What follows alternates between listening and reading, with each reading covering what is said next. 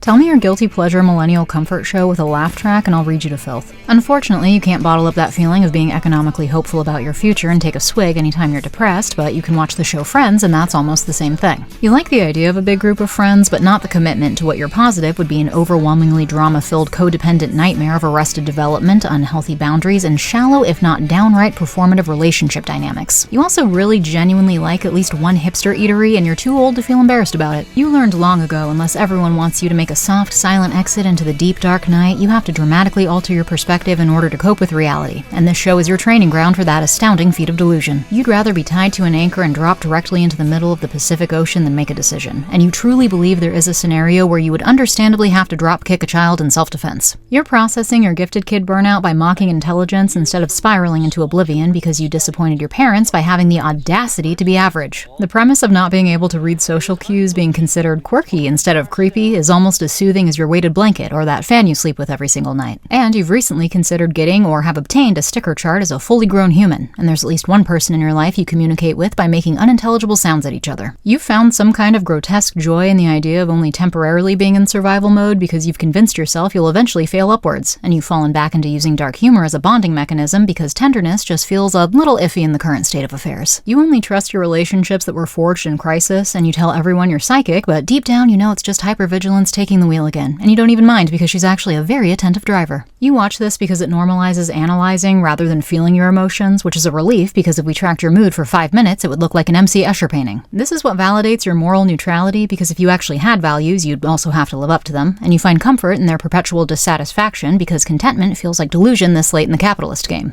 Also, the last time you engaged with a doctor, his last name was Seuss. Go get yourself checked out. We'll finish this midlife crisis later. You know what's coming.